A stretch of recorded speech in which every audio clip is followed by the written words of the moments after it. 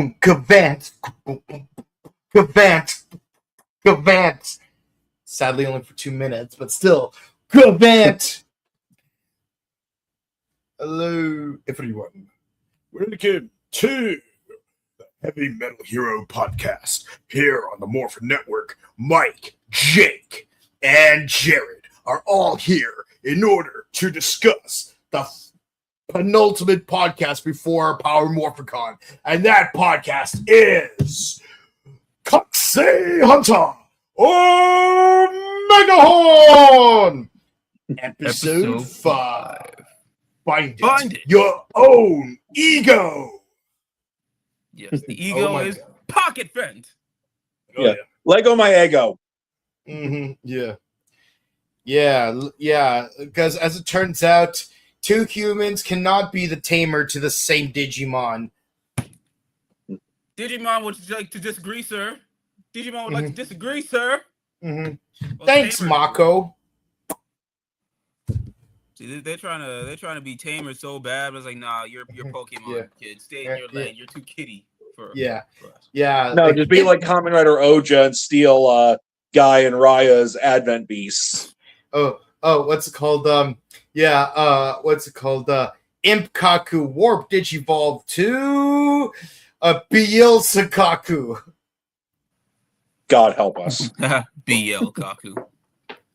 It's funny because he's in a BL. Oh gosh. Yep. Oh yeah. Yeah, and then you're gonna have like a Kamen Rider looking Kakuju called Adjusted Kaku. I would not be surprised.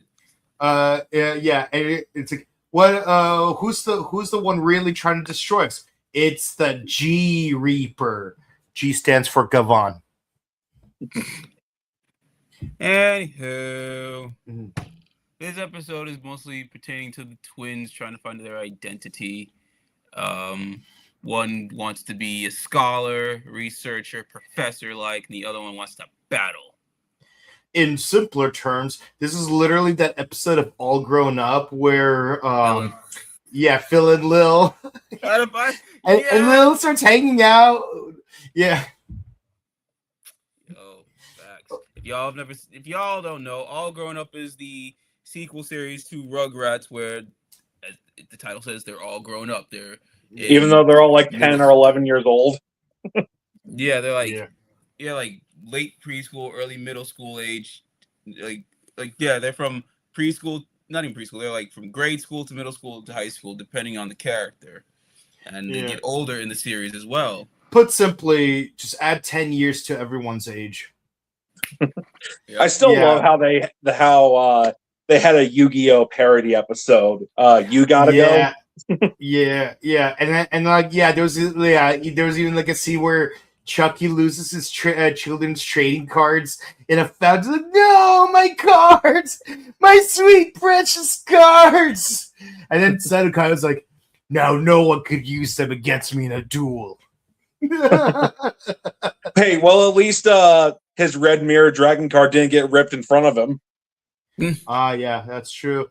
And it's not like his Ruby Dragon card was turned into a Kaijin. Yes, Dino Thunder. Good times. Good times. They were dynamite. And then, of course, we get this lion armored guy who, in battle, he says, "Watashi no ta." Yeah, I had a question about that element. Like, why did he remind me of the toy producer from Go Juju? I hope it's not the same actor. There are better ways to cameo a character. But would we be that surprised, though? No. I mean, look, man, he got to be Domon Kashu twice. Yeah, so, like, come on. Like, he's just like, hey, I had fun in Go Juju. Why not have a little fun here with some Pokemon-esque battling in the place where we should not be battling for the love of freaking God? How many times we have to tell you, just because I'm gone a week means y'all can just go over there again? Are you stupid? God. Yep. Well, in any case, so at least now we know. We got to find those other 3 super special, awesome Kakuju. And hopefully before Evol shows up. I swear that name is so hard for me to like try to enunciate. It makes me think of Evolt from Build. It's like, oh wow, this will make the show more entertaining than if Evolt showed up. Yeah. It's like you get a cockatoo from Mars.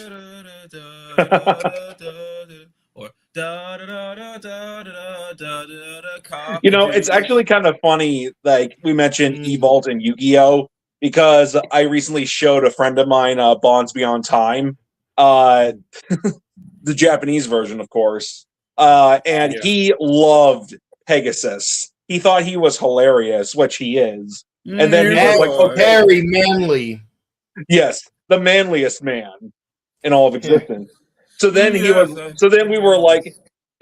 like talking about Evolt, and I'm like, oh my gosh, I would love to see Pegasus interact with Evolt. Evolty boy. Yes. Hello, Evolt boy. Well, hello, Shout. Are you going to have a cockatoo battle with me? If not, Jesse, James, go steal his cockatoo right now. See, it works because the English voice actor for Pegasus played Giovanni in Pokemon the Live Musical, so it works. And you know what else?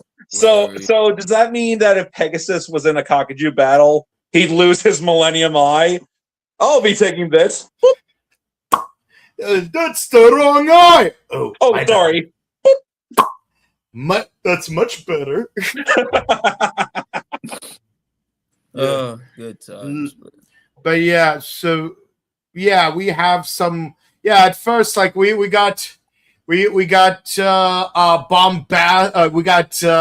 Enkaku Bombastic over here shining like we challenge into a cockatoo battle, but there's no one here.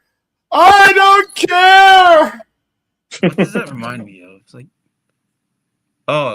they got me thinking Gokaiger when they were showing off all their powers, and everyone just got bored and walked away. Yeah. Episode 4. Yeah, and it's like there's no one here to fight us. I don't care. Well, look at you, Shout. You're being tight and loose at the same time. Why can't these other cockatoo hunters be more like this majestic stallion over here?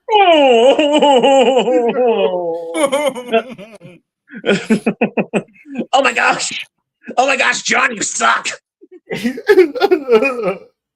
Okay, what character can we use in place of John? It's random nameless one-off villains. Or, how about this? Oh my gosh, Wanibuchi, you suck! Yeah. No. Oh my gosh, Shout, you're so fucking cool, holy shit!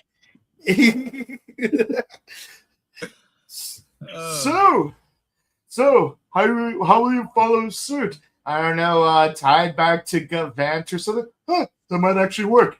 You know what else would work? Find some more goddamn cockatoo so we can unlock my powers and bring balance to the Force! The fact that actually no, I think I was watching. How did I catch up? I was watching Keza Henshin. She brought up Gavant because again we're in Helheim. We don't learn our lessons, but there's also where Gavant was. But then we got Gavant looking for freaking Reiji with Raya. Spoilers. We're gonna just basically this episode's so cut and dry to get to the Gavin stuff because it's like where they also didn't answer my question. Where's Raya? I'm like, oh, he's looking for his boyfriend. Yeah. Good for him. Yeah, because where we left off, that couple that got over their allergies of each other. And I used to term couple loosely because one's a lesbian and the other's a robot. Like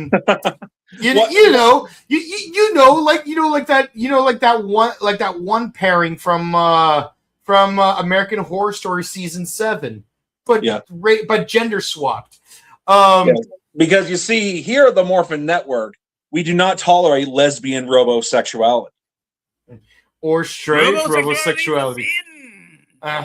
Do not let your butulous circuits intertangle with the sins of the human flesh. Lord have mercy, lest you be sent to robot hell. Wait, does that imply that there's a robot heaven? Yes, it does. Yeah. Yes, and they have all kinds. And they have all kinds of holiday like Robamus, Robonica, Robanza. Mm-hmm. Yeah, there were. Yeah, Futurama even had a Robanza special. Which is more than I can say for a lot of other shows. How many other shows have a Robanza special? I still love when Fry sees Robot Hell for the first time and he says, "It's an actual, factual robot hell." Yeah. Yeah. So they encounter the twins who just defeated a guy with like a moth kakuju.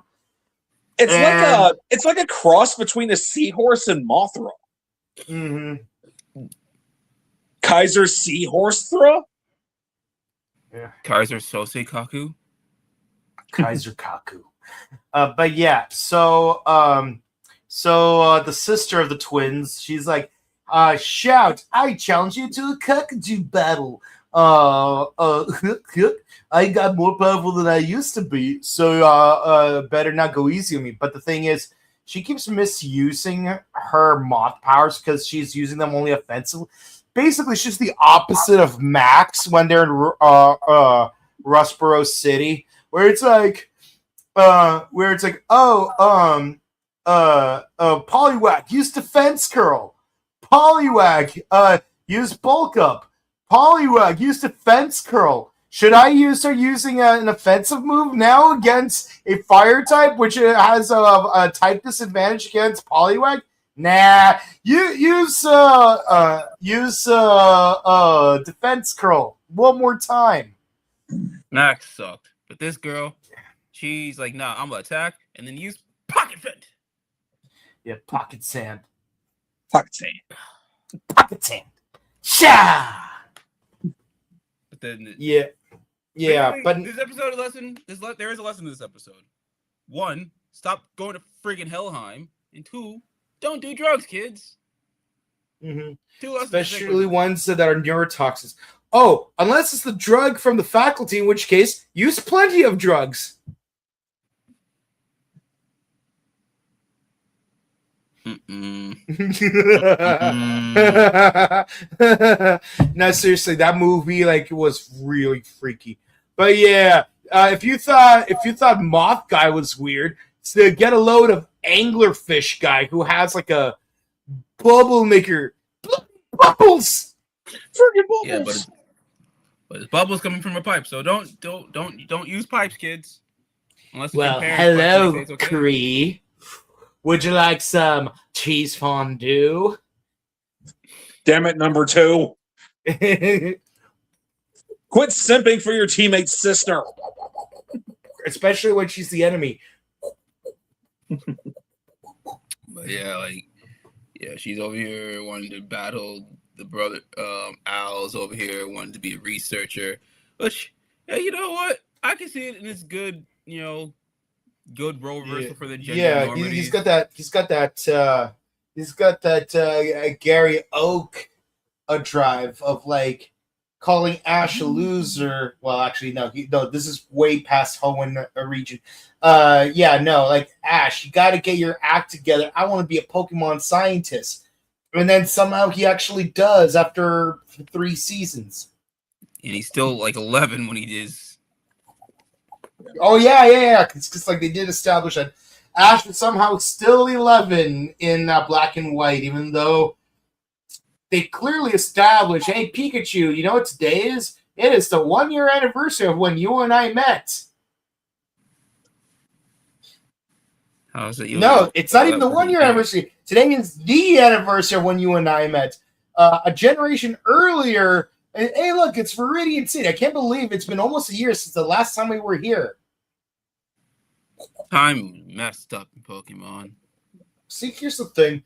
I would totally understand if Pokemon Diamond and Pearl ended with Ash being 14, because sometimes, you look the same when you were 11 and when you were 14. All you gotta do is just, and you could just say, well, Ash does look a little bit taller, and Diamond Pearl was a bit of a darker season, so like, yeah, I could totally buy his 11-year-old looking butt looking 14, but then first episode of Black and White, you're like, oh yeah, 11-year-old Ash Ketchum is going into the Unova region. It's farther away compared to the other 3 regions, so we have to take an actual airplane. It may as well be a separate continent, which it is.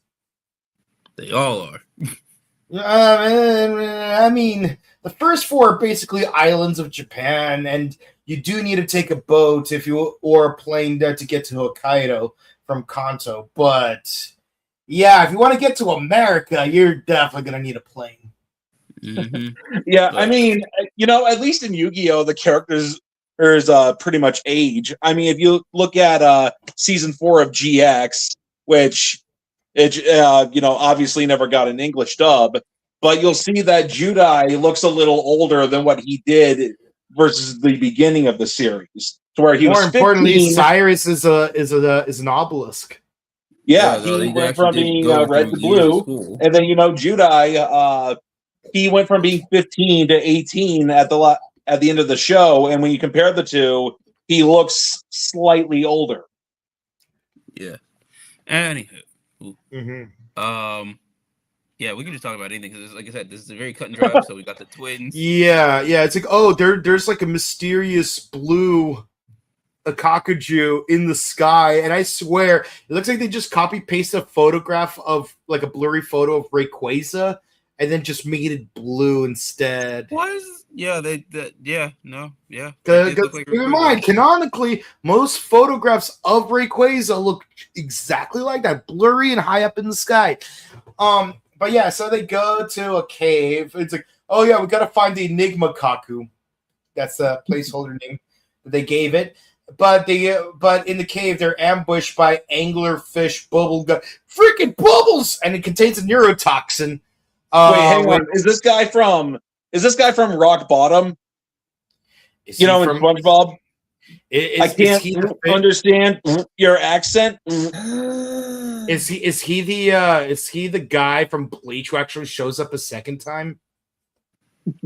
I challenge you to a Kakuju battle. Yeah, I accept your challenge. But yeah, so everyone is down except for the brother. Again, don't know their names. I believe his name is Al. Okay, Al. The subtitles, or at least like if you want to go by the Japanese pronunciation, the brother is Aru and the sister is Eru. Okay, because Eri, like her name is pretty easily spelled out, but his name, it looks like the word I. So like yeah.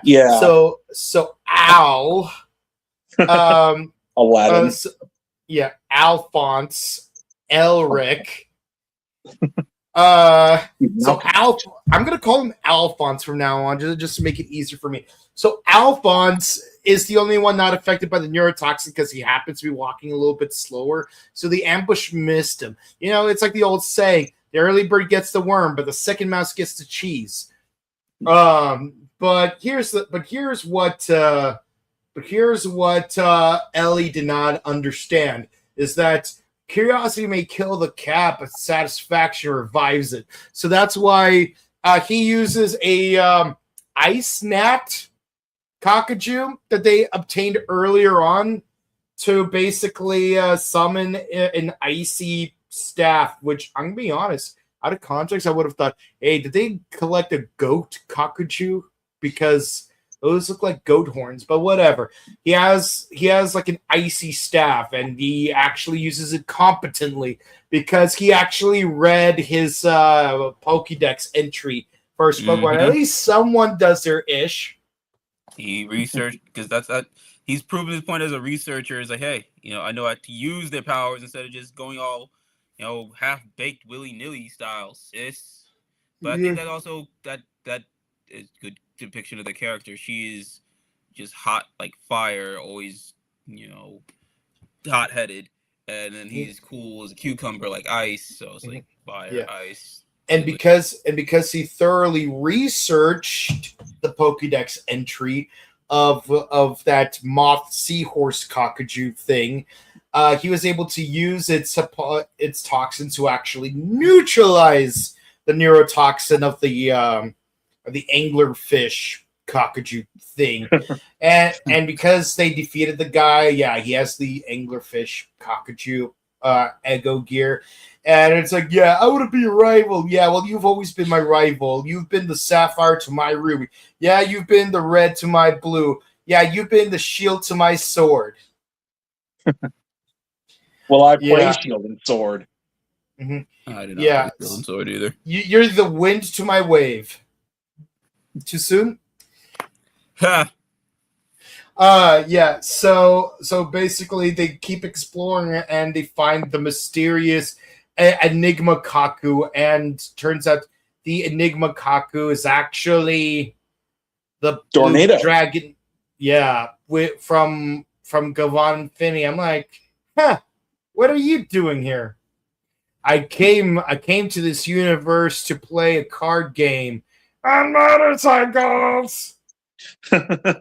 Atreyu! I will now bring you to the past. Wait, you can do that? I've always been able to. You mean I could go see my father? Yes, no, that would be a boring use of my power. Now, if you go 88 miles per hour, I'm gonna see some serious shit. No, you need to slow down because that is too dangerous. It's over the speed limit. Yeah, now excuse me while I use extreme speed to get out of here. That's right, I'm a roaming cockajou. You thought I was gonna be like a plot cockajou? No, I'm a roaming cockajou. So you chose Enkaku as your starter, so you're stuck with me.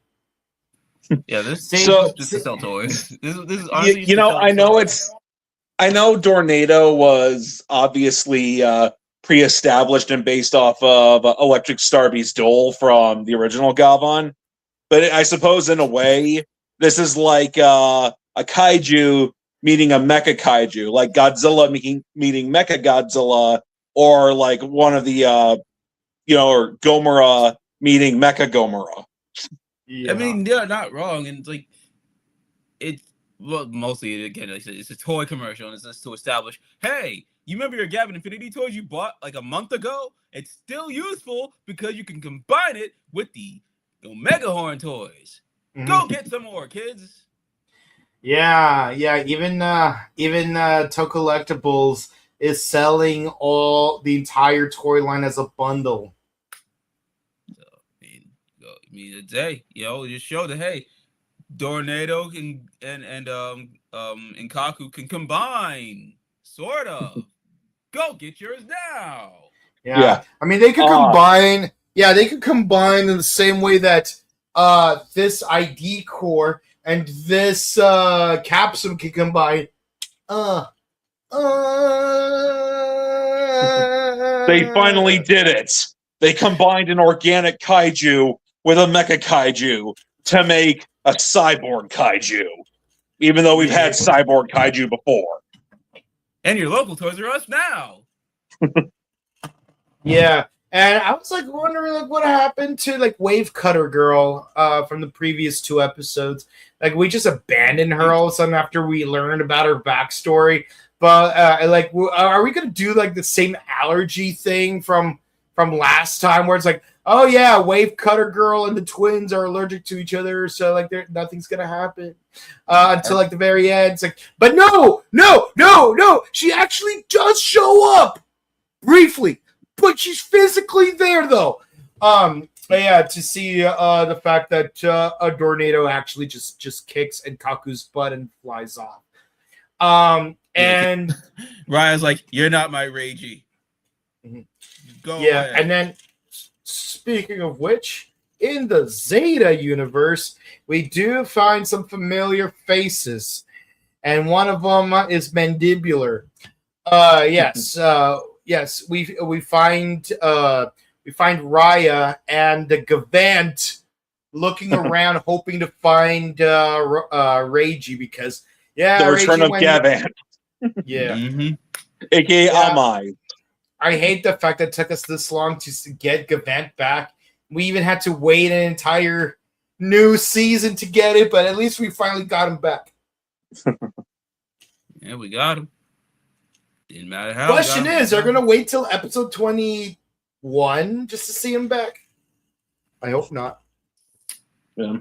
Depends on how they write the story. So far, it just seems this Reiji arc is just going to be one arc in the series compared to like what they're really going to do with the villain faction. At least that's what I'm thinking. I don't know. I'm just pulling out theories out of nowhere. So like, because like I think Reiji is undercover, or maybe he was corrupted from the power that he used, and now he is similar to a Death Gavin, or hell, maybe Death Gavin is corrupting him.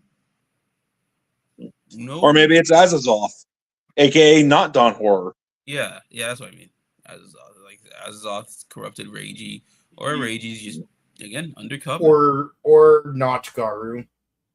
I wonder if they could totally do a thing to where, since they're showing off the Gavan Infinity characters, maybe have the last boss be Azazoth, like taking over the body of like some kind of Kakuju, like that recolor of Enkaku. I forget what his name is. Zetsun Kaku. Oh yeah, that one. Yeah. Basically, all I want Commander Hottie and Goth Mommy in the same scene together. Mm-hmm. That's all I want. That's all I need, and it's absolute cinema. Yeah. But yes, this episode, solid. It's cool. It's like 9 out of 10. I'll give it a solid 9 out of 10. I guess it's like you can't just force the toy commercial all the time. Let the story flow. Mm-hmm. Yeah, I honestly can't wait for us to find all 6 of them and then combine them, because they're clearly supposed to combine together, all 6 of them at the same time, like a Zoid. Yeah. But like obviously Gokaku will be the 2 arms. We're gonna have 2 of the Kakuju form like the sides of his backpack, because we know that a Zankaku will be like the left side of the backpack, and then another 2 Kakuju are gonna be like one's gonna become the left leg, the other's gonna become the right leg, like Daijujin. And then, like, the last one's probably going to be, like, a chess piece or something. Something useless, let's be honest. It's going to be something useless. Most likely. Yeah. Plus, given the fact that one of them is a Brachiosaur with a hammer for a head. Yeah.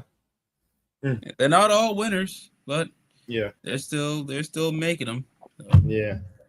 Yeah. Plus, they all form the colors of the rainbow. You have an orange thing, a green thing, a blue thing, a yellow thing, and of course, Kaku's red. Yep, gotta make sure they're all red. Yeah, because it is, after all, Project R.E.D. No, really, I thought our main character was going to be blue. Yeah, like let's have like. Yeah, again, let's have a blue Charvon and a green Shider and a pink Juspion. Yeah. And a yellow Steelbon? Yeah, I'm gonna have to get back to you on that. But definitely black and white Metalder. Still waiting on my Metalder. Yeah. Gotta. Yeah, and who knows? Maybe one day we'll get Gavan a Juco and Gavan B Fighter. Yeah. But yeah, this episode, I give it a 9. I do like the fact that yes, the twins are starting to exercise some of that independence. But my question is, one, why was Wave Cutter Girl not with them for the duration of the episode? They didn't really establish why they split off. And then, it's like, And again, it's like I don't like the fact that oh yeah, let's bring up the Gavon characters in the last 2 minutes of the episode just so that we can say, oh yeah, no, remember they're still connected. And the thing is that they did it every episode. I wouldn't mind it as much because like we're like building up towards something. But it's like they're doing it every couple of episodes, and it's like, I guess it's just more of what is this building towards, unless you're going to give Reiji a focus episode soon to really get this plot moving some more. Yeah. We still don't know why Reiji's emo. Alrighty, so let's go to the comments. Wait, did you? Clearly you didn't. Go do it. Do it right now. I'm gonna be honest. This episode was just like a 7 out of 10 for me. It was just kind of, I mean, cool things about it for sure. It was interesting that the Enigma corn Kakuju thing was Dornado, and then of course it's amusing to see Gavant again. I don't know, just I wanted to like the show more than I do, but it's just kind of like. At least we didn't get those two nutsacks like in the last 2 episodes, so that's I mean, Project R.E.D so far has been just kind of to me. Now, are there cool things about Project R.E.D? Yes, of course. Like I said, I love the Gabon suits. I love the design and the suit for Enkaku, but it's just kind of underwhelming. Just could be a little better. Honestly, I miss Super Sentai, and don't get me wrong, I'm not at all saying that, I hope Project R.E.D fails so that we can get Super Sentai back, because that's not how it works, guys.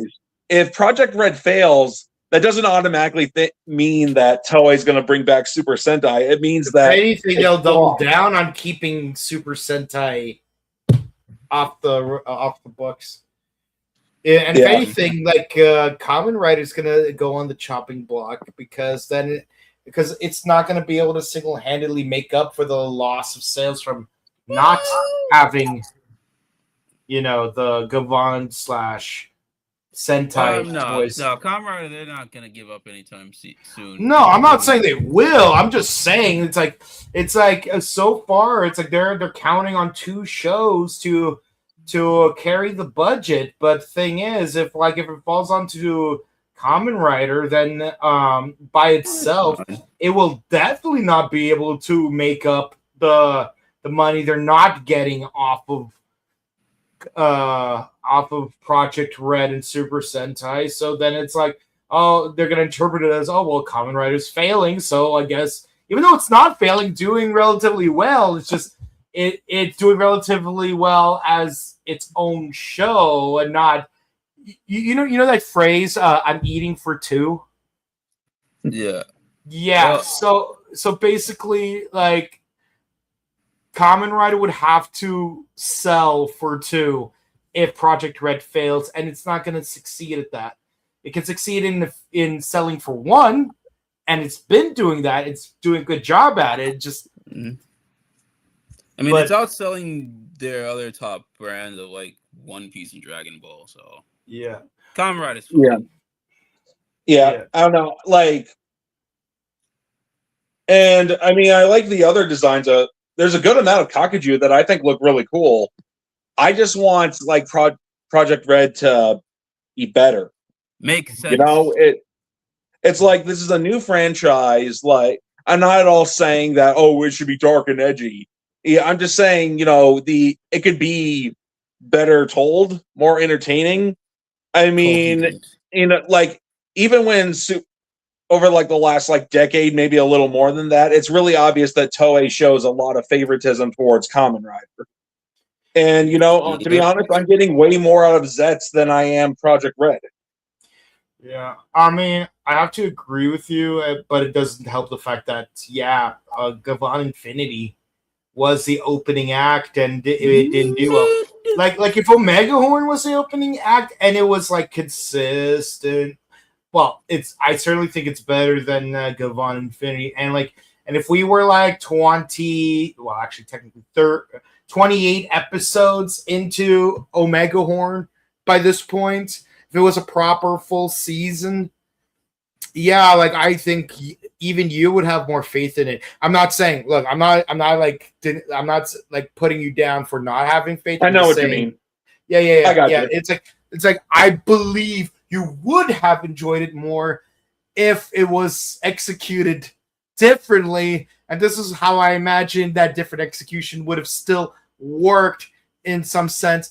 And yeah, it's like I do find it interesting that I do enjoy Omegahorn more than Gavan. And as I said last week, ironically, because despite it being more further deviated from Super Sentai compared to Gavan Infinity, but I think that I agree with you to a certain extent that like I think Omega part, like if I had to nitpick on Omegahorn, I think the whole trying to tie it to Gavan Infinity is actually pulling it down instead of pushing it up.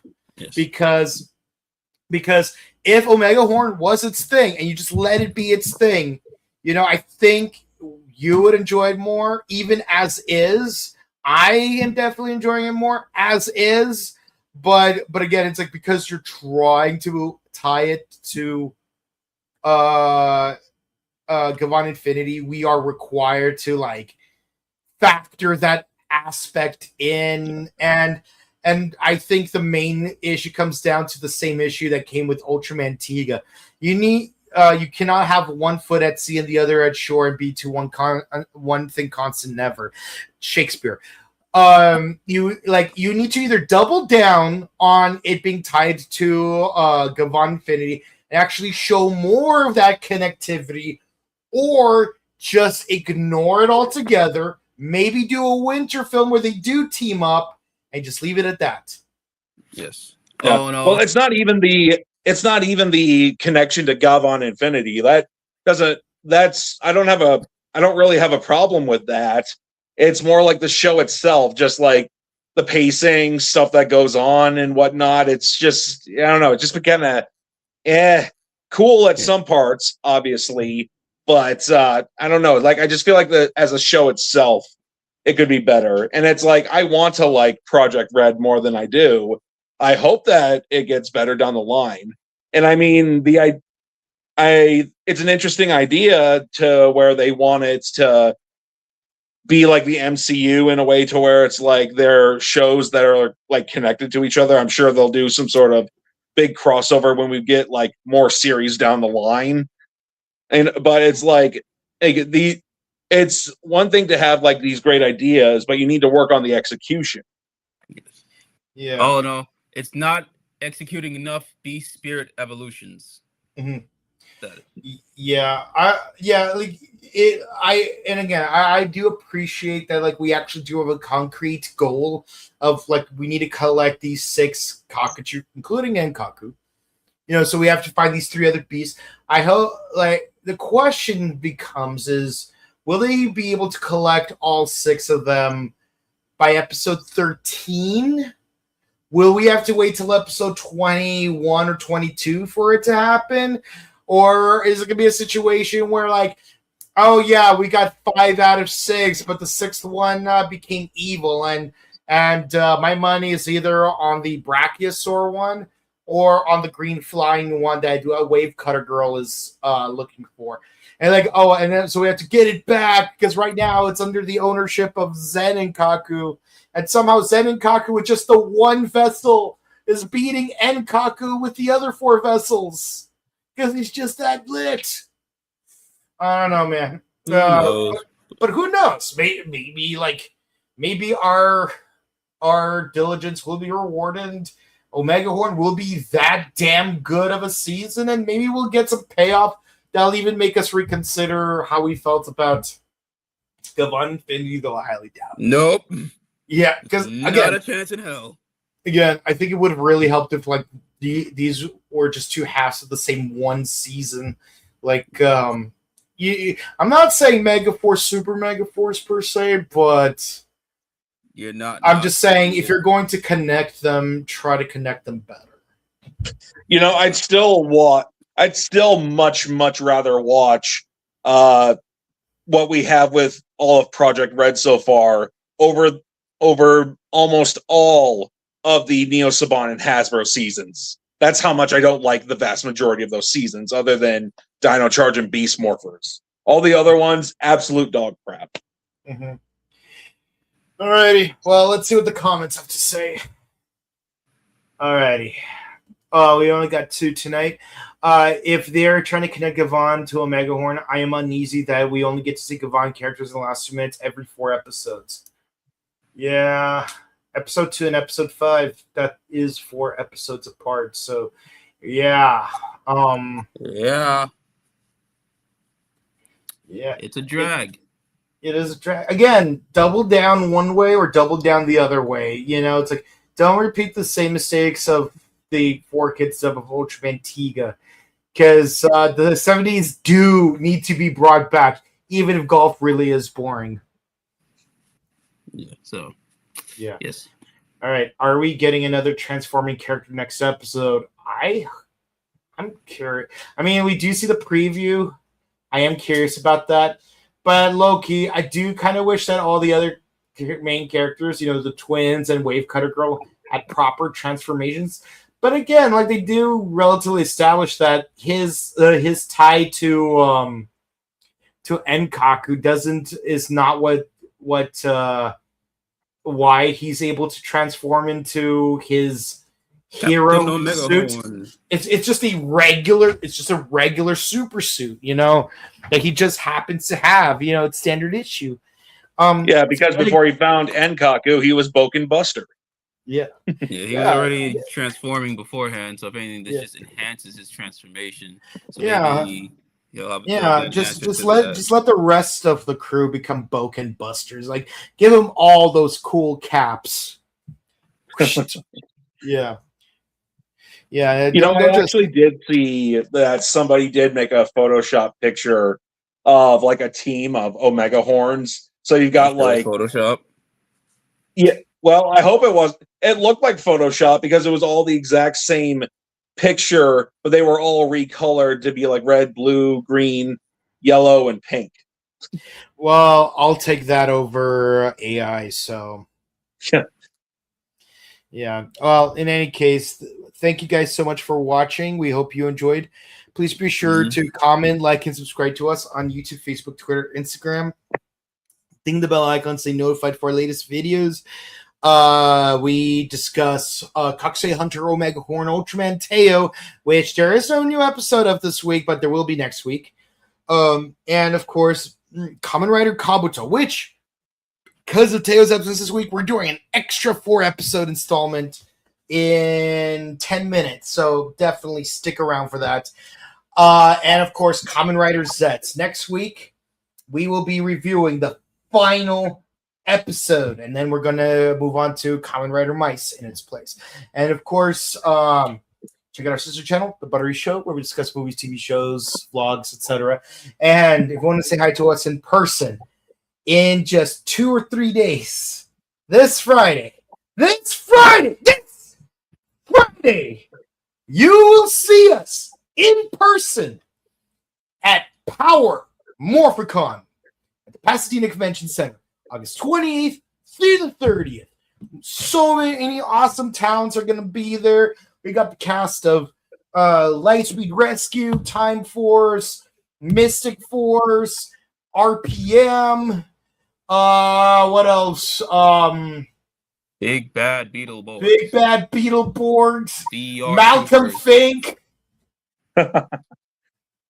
Yeah, like a lot of awesome talent is going to be there, and of course, in the movie theaters, we will be watching Legend of the White Dragon. Me, Ryan, and Andrea will be attending the Sunday screening at the Burbank. Legend of the White Kitty. Yeah. Burbank AMC, at the Burbank AMC, the one with the Batman statue, and of course, but of course, the please, please, please do not spoil the movie to people who are gonna be attending later screenings, because I know some people watch on Thursday or Friday or Saturday. Remember, please use your well-learned politesse. And on that topic, Kamen Rider Z's final episode will be airing online on Saturday night. Please do not spoil it to anyone who did not watch it on Sunday. Because if you do spoil it, we will banish you to Johnny's closet. Exactly. But on Sunday, we might ask some of you to let us know what you thought about the episode. And maybe we will feature your quick thoughts on our channel. Yeah. How's that for community outreach? We love you guys. We really do. But it's time for us to get going because it's time because it's almost time for some emo grasshoppers. So we'll see you again real soon. Have a good night. Goodbye. Go Tuxedo. Uchu Keiji Amais.